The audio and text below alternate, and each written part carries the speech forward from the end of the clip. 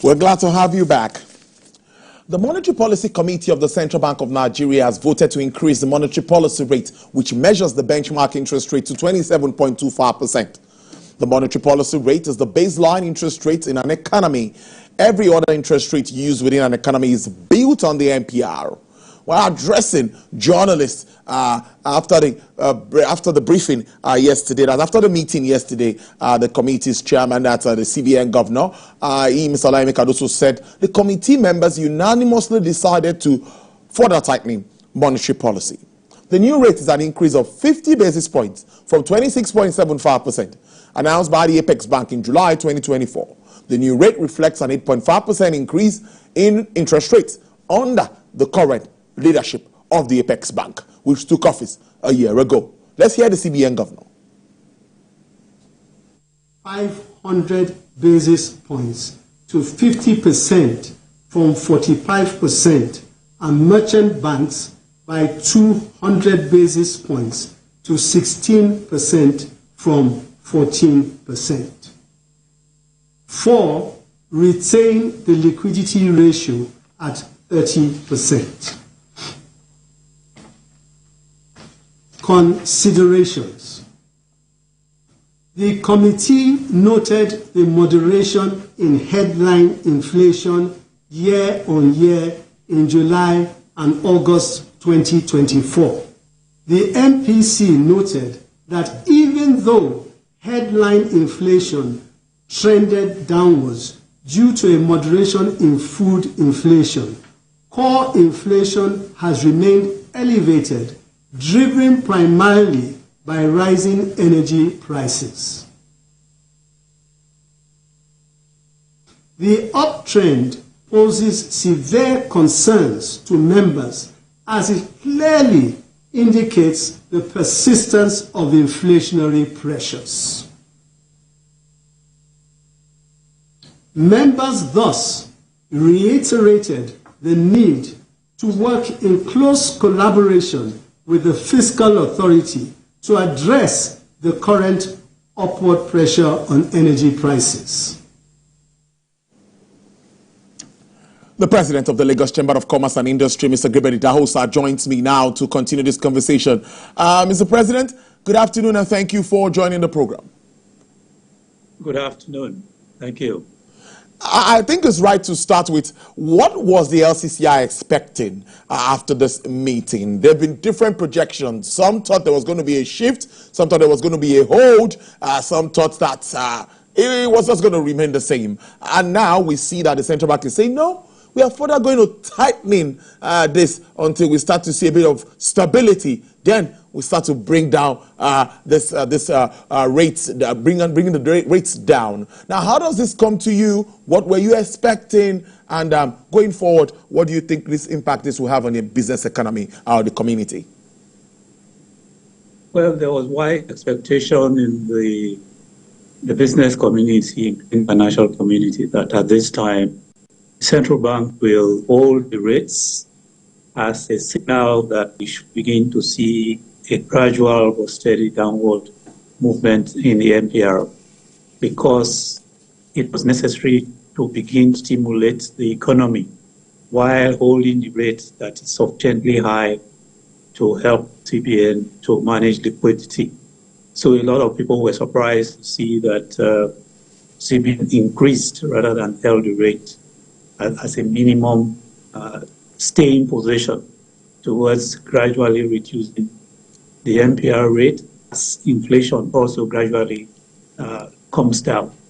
So yes, the majority of the business community were surprised. But now that the CBN has said this is the way to go, we saw that South Africa cut rates about 25 basis points. Also, the Federal Reserve's cut rates by 50 basis points. The Bank of England held rates. So many were thinking that where would the pendulum swing in Nigeria? But now we've seen what has happened. What does this mean for the rail sector? Well, you more or less summarized the frame of mind of all observers in the economy prior to the meeting of the MPC, because this was a worldwide trend, both in the emerging markets like South Africa, which we expected Nigeria to align with, and the advanced economies. The effect is obvious. Cost of borrowing is going to go further. The economic growth is going to be slowed down.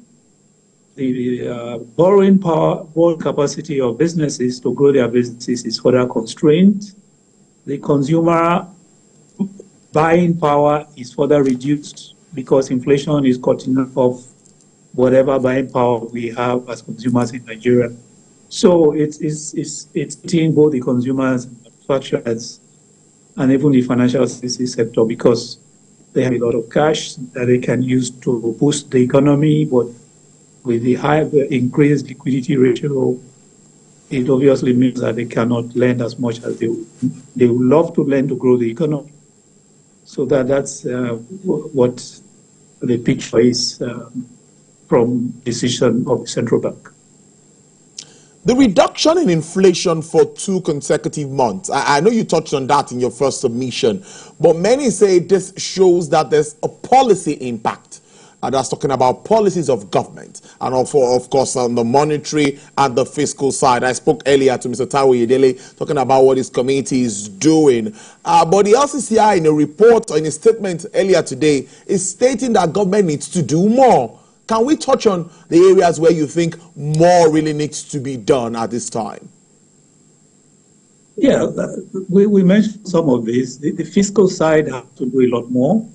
We need to do a lot more to increase production because you have excess liquidity defined as too much money pursuing too few goods and services. So if the fiscal authorities boost production, remove the bottlenecks in all the real sectors of the economy, from manufacturing to agriculture, transportation, and even mining and the petroleum products aspects of our economy, is there's a massive increase in production, including power. If you see massive increases in production of goods and services, that increase will mop up some of the excess liquidity. That is always a nightmare to the central bank. So certainly the fiscal authorities need to do a lot more to boost economic activity. Around that, things like improving security, especially in the farmlands and rural areas, so that small and medium enterprise businesses that cannot afford to buy their own security services can enjoy a more secure environment to increase their businesses.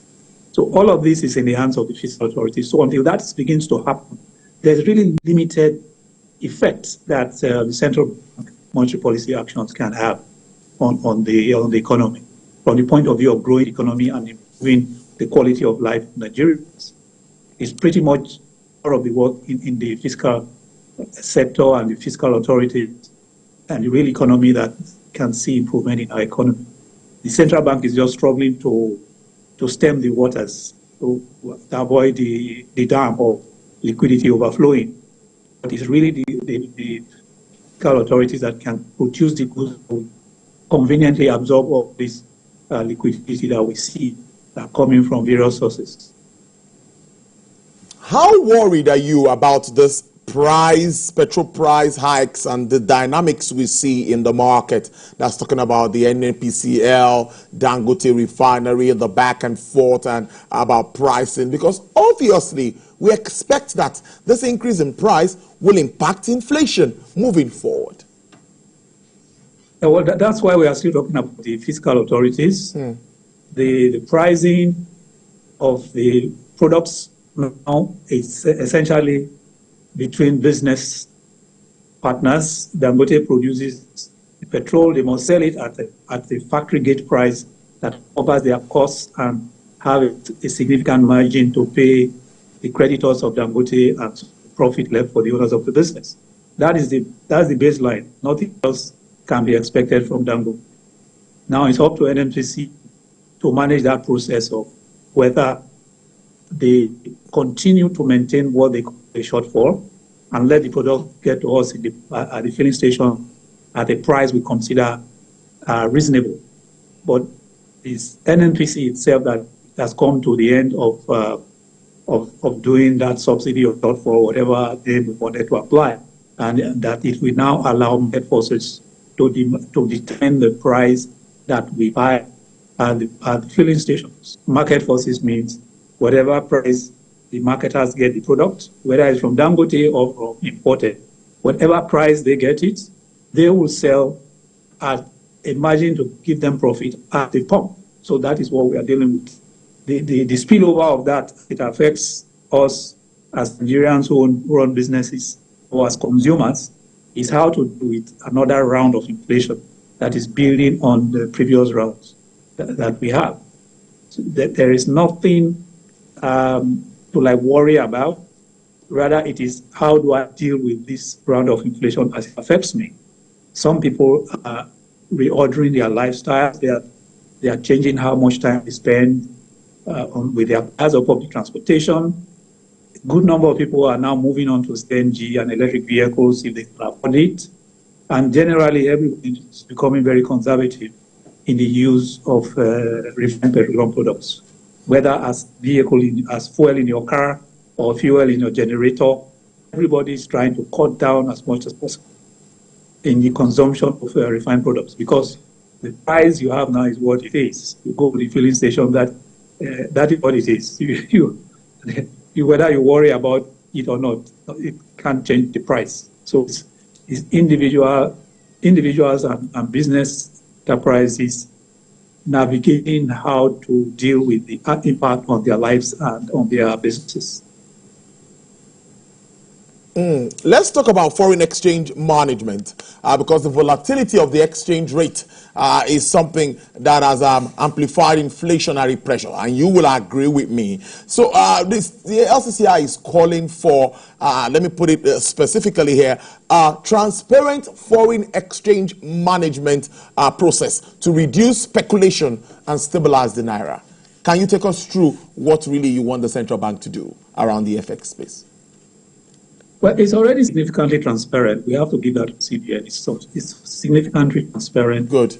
We're essentially saying that movement to transparency should remain. We are not expecting, and we think it should not happen, that some exchange rates will be allowed for some purposes. There has been a call for a specific exchange rate for the transactions of selling the goods to Dangote, some specific exchange rate rather than open market. We think it will compound our situation if any group whatsoever is given any special rates outside the open NAFEX rates that everybody can see. I think the obligation now is for CBN to maintain that transparent rate and then stimulate a lot of supply of foreign currency into the markets by the various policies we are seeing. For example, the issuance of dollar bonds in the domiciliary market, which enable the government to attract up to $900 million subscription, and further incentives for foreign portfolio investments into our stock markets, further incentives for foreign direct investments into the economy. So those are the kind of things that we want the central bank to concentrate on, rather than finding a way to give some special access into foreign currency markets by any group of people, because we think that's an era in our economy that passed, and that we should move on to focus on the supply equation. How much more supply of foreign currency can we now attract into the economy by showing that we will be consistent going forward, that we are not going to come to any point in time where you have to begin to see foreign currency being issued to certain people on certain concessional rate for whatever reason, no matter how temporary that reason is. Everybody should be able to have access to foreign currency, whether from CBN, whether from export proceeds, whether from holders of domiciliary account balances. Everybody should operate in the same market at the same rates, in a manner that is transparent. Transactions to be very transparent in our banking system. as it is now, is sufficiently transparent to accommodate any legitimate transactions. Before I let you go, let's wrap up with issues around as we move on to the next meeting will be in November, and that will be, I guess that should be the last for this year. Now, what are the fundamentals, or what do you think would shape that meeting? Looking at what we have now, some of those issues will remain. Domestic, global issues will still remain. So what do you think would form their conclusion or the decision as we move on to that date? What more do you think we should be looking at? There is a general consensus that we will begin to see a gradual reduction in inflation between now and December, and that gradual reduction will convince the central bank to at least hold the rates and not have any more increase, or begin to actually to start to reduce the rates. The factors that are driving the reduction in inflation are fairly obvious and are expected to be consistent with the expectation. We expect to see a lot more migration from fuels like petrol and diesel to CNG and electric vehicles, which will reduce public and private transport costs, which will now reflect in reduction of inflation.